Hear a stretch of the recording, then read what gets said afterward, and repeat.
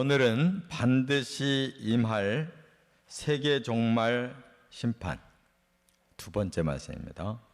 반드시 임할 세계 종말 심판. 어제 우리가 1절부터 6절까지 상고했습니다. 반드시 종말에 세상 끝에 하나님의 심판이 있는데 대상이 누구냐? 인류 전체예요. 모든 사람. 그 다음에 왜 심판하시느냐? 죄악 때문에. 죄에 대한 심판이다.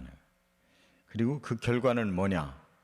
이제 우리 인류는 저주를 받고 정죄를 당하고 그 다음에 불에 타게 될 것이다. 그의 죄값이 바로 형벌이라는 겁니다. 자, 그런데 오늘은 이제 좀 더 자세하게 들어가서 그 과정이 어떻게 되느냐, 심판의 과정을 보여주셨는데, 이거야말로 이제 마태복음 24장에 나오는 그 종말의 징조와 또 마지막 대환란과 예수님의 재림과 심판, 요 내용이 마태복음 24장에 쭉 나오거든요. 그것과 일치하고 있어요. 그러니까 예수님이 이미 이사야를 통해서 하나님이 이렇게 종말 심판 계획을 세워놓으셨다는 것을 예수님이 그대로 그것을 다시 더 알기 쉽게 우리들에게 그냥 쏙쏙 들어오게 중요한 단어를 쭉 열거해서 말씀하셨기 때문에 해석은 예수님에 의해서 해석하는 겁니다. 성경은 모든 창세기부터 계시록은 예수님의 해석 방법대로 하면은 틀림없는 거예요. 그래서 이제 예수님이 재림하셔서 이 심판을 하시고 천년왕국을 이루시고 마지막 흰 보좌, 백보좌에서의 심판이 남아있어요.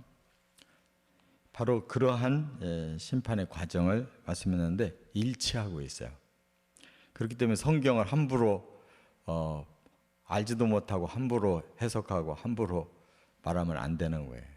모든 신구약을 완벽하게 하나님이 짝을 이루어서 해석해 놓으셨기 때문에 우리가 심도 있게 들여다보고 알아야지 대충 말하면 이단되는 겁니다. 그래서 이만희 같은 엉뚱한 사람들이 가장 기본적인 해석도 엉뚱하게 하면서 사람을 홀리는 기술이 또 뛰어나가지고 이렇게 많은 사람들이 지금 빠져 있는 거예요.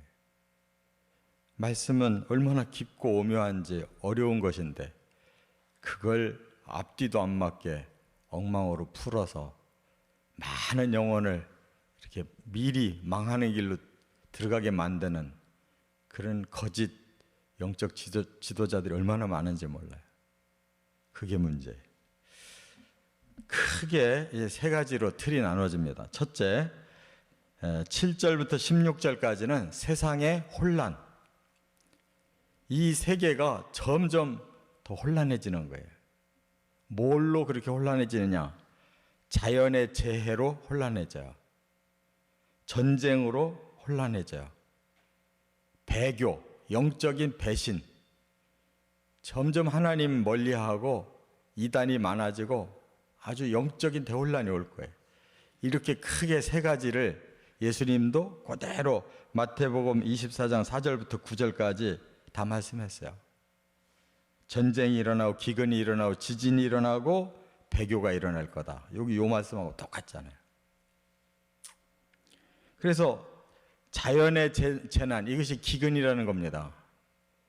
그러니까 아무리 사람들이 심고 가꿔도 열매를 안 맺는 거예요. 그래서 여기 보니까 포도나무가 쇠잔해서 이제는 즐거운 소리가 다 끊어졌다. 포도나무의 포도는 그들의 주식이에요. 그들의 음료수예요. 먹을 게 없는 거예요. 그리고 마셔야 사람들이 즐거워지는데 마실 것이 없으니까 사람들이 탄식만 나온다는 거예요. 그러니까 하나님이 사람을 위해서 주신 이 낙원이 사람들이 죄를 짓고 하나님 배신하고 악을 행하고 막 이 모든 자연을 그냥 함부로 훼손하니까 결국 이 자연 세계가 질서가 파괴돼 가지고 이렇게 다 무너져 내리는 거예요. 국가에서 마스크는 안 주고 마스크 자꾸 끼라고 재난 경보만 자꾸 들어오면 어떡하라는 거예요? 마스크 가지고 해결돼요? 그걸 누가 해결할 수 있어요? 벌써 우리가 당하고 있잖아요. 사람의 호흡이 가장 기본인데 호흡을 하면은 사람이 자꾸 병들고 큰일 나니까요. 그것만 경보만 자꾸 내리는데 마스크라도 줘가면서 해야지. 그거 하나도 줄 수가 없는 국가가 무슨 놈의 이 세상을 다스린다고.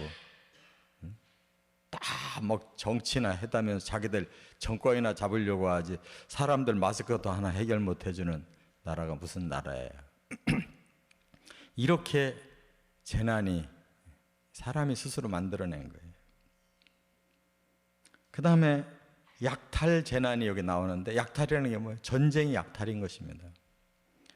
그래서 성읍이 허물어지고 성문이 파괴되고 이것이 세계 민족에게 이루어질 거다, 이렇게 얘기해요. 세계 대전이 일어나는 거예요. 세계적인 전쟁이. 트럼프 같은 경우 엉뚱한 사람들, 김정은 같은 엉뚱한 사람들이 핵을 가지고 있는데 그게 제정신입니까? 그 사람들이 그렇게 뭐 평화협정 잘하고 백성들을 그렇게 사랑해서 그러겠어요? 다 자기 이익을 생각하고 그런 걸 가지고 함부로 장난치는 거죠. 그러니 이 잘못된 엉뚱한 사람들이 지도자가 돼가지고 세상을 흔들려고 그러는데 이 핵전쟁 안 일어나겠어요? 그렇게 평화롭게 잠잠하게 되면 신이지 그들이. 또 여기 보니까 16절에는 뭐라고 그랬어요? 끝에 보니까 배신자들은 배신하고 배신자들이 크게 배신하였다. 배신의 배신이 계속 일어난다. 이게 뭐예요? 궁극적인 배신은 하나님을 배신하는 거예요. 이 세상의 사람들은 하나님에 의해서 나왔고 하나님의 통치를 받고 하나님 사랑을 받아야 되는데 하나님 필요 없는 거예요. 자기들이 하나님이래요. 그런데 결국 사탄에게 속는 거지. 사람이 신노릇을 할 수가 없습니다.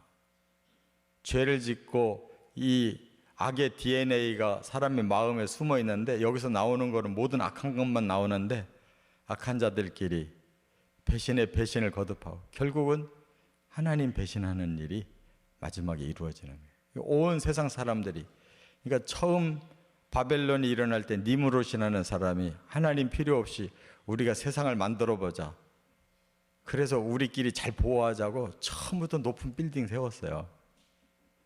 종말이 되니까 빌딩이 더 높아졌어요. 막 120층, 130층, 150층 서로 경쟁적으로 올리는데 뭘 하려고 그래요? 자기들 자랑하려고 그래요. 우리가 이처럼 기술이 있고 이처럼 세상에서 가장 화려하고 높고 훌륭하다고 자랑하잖아요. 무너질 때는 거기가 제일 무서운 곳이에요. 높은 곳이 제일 무서운 곳이라고. 무너지면. 이게 바로 세상의 혼란이에요. 여기 말씀과 예수님의 말씀이 똑같잖아요. 두 번째, 17절부터 20절에 보면 지구의 파멸이에요. 사람들이 존재할 수 있는 가장 중요한 것이 땅이잖아요. 땅이 무너지면 소용없잖아요. 하늘에 재난이 일어나면 소용없는 거예요. 여기 17절에 그 과정을 두려움과 함정과 올무다 그랬어요. 이 말이 뭐냐면 점점 빠져들어가는 거예요. 막 두려워서 피했는데 거기가 함정이고 함정을 간신히 피했더니 올무에 사로잡혔대요. 사람들이 살아갈수록 계속 피하면 피할수록 계속 더 큰 것이 사람들을 옥죄한다는 거예요. 두려움을 피했더니 함정을 만나고 함정을 피했더니 올무에 사로잡힌다. 그 다음에 18절 하반절에 보니까 위에 있는 문이 열리고 땅의 기초가 진동한다 그랬어요. 위에 있는 문이 뭐예요? 하늘이 열려버린대요. 땅의 기초가 진동한대요. 그러니까 천체 이상이 오고 땅에 이상이 오는 거예요.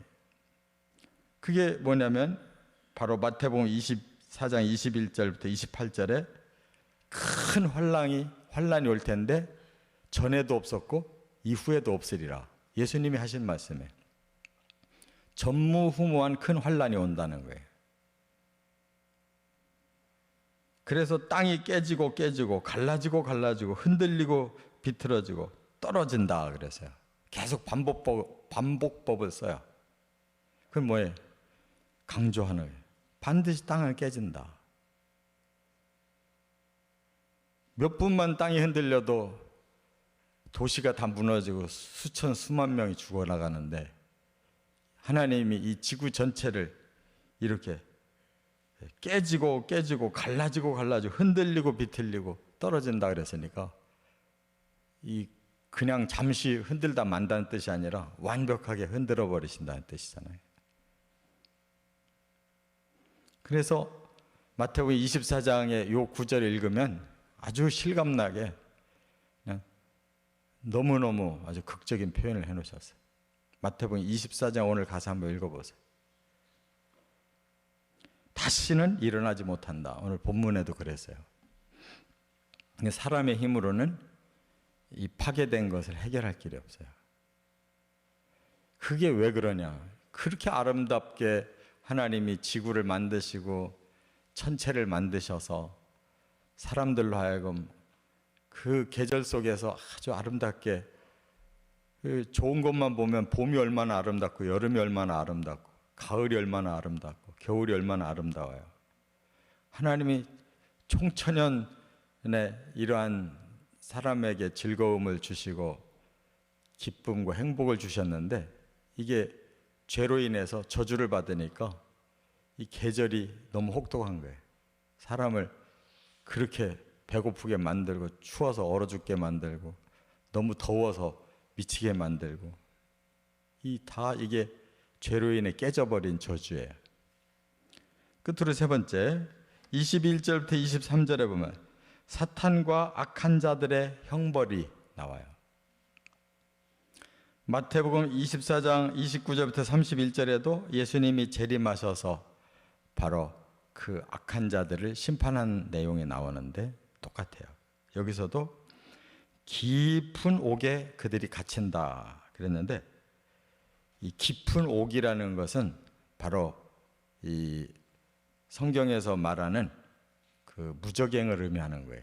깊은 옥이라는 뜻이 무저갱이에요. 예수님이 그 말씀하셨고 계시록에도 사탄을 1000년 동안 무저갱에 가둘 것이라고 그랬고 그 후에 바로 형벌이 올 거다. 오늘 본문에도 말씀을 했어요. 그러니까 무저갱 형벌이 있고 마지막 백보자 형벌이 있어요.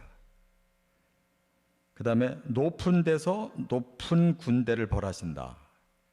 이 높은 곳이 하늘에서 하늘의 군대를 벌하신다는 말이 사탄의 그 무리들을 멸하는 겁니다.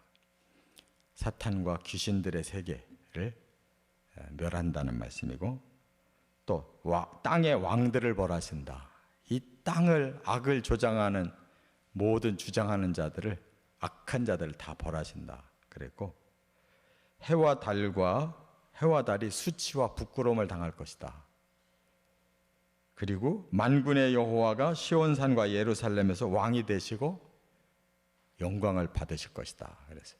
그 말이 바로 메시아이신 예수 그리스도가 오셔서 이 세상의 왕이 돼서 그때부터 새로운 세계를 창조하신다는 거예요. 그게 천년왕국입니다.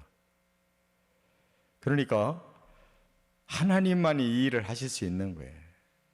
아름다운 세상을 만들어 사람을 여기에 충만하게 길러서 영원한 천국 백성 만들어 주려고 하셨는데 사탄이 개입하고 거기에 속아서 인류가 범죄하니까 이런 저주가 임하고 이렇게 끝내는 하나님을 배신해서 인류는 완전히 사탄과 함께 망할 짓을 했기 때문에 이렇게 아름다운 지구를 하나님 파괴하시는 거예요. 사람들의 손으로 만들어내는 모든 문명을 파괴하셔요.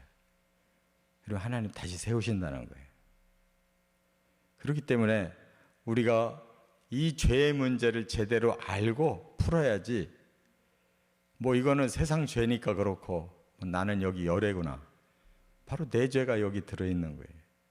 그래서 우리가 이렇게 살아가는 게 힘든 거고, 이 세계의 환란에 우리가 같이 빠져 들어가는 것이다, 그 말이에요. 뭐 나쁜 지도자들이 세계 대전 일으키는 게 아니고 바로 우리 모두의 죄 때문에 이 세계의 재앙이 일어나는 거예요. 우리의 마음에 진정한 회개가 있어야 되고, 진정한 진리를 받아들이고, 진정으로 하나님의 영에게 순종하는 삶을 살아야 이 환란에서 구원을 받는 거예요. 죽으면 부활할 것이고, 살아서 그날이 오면 휴거할 거예요. 하나님의 그 사랑과 이 공의로 구원받는다는 거 깨닫고 소망 가운데 살아가시기를 주의 이름으로 축원합니다.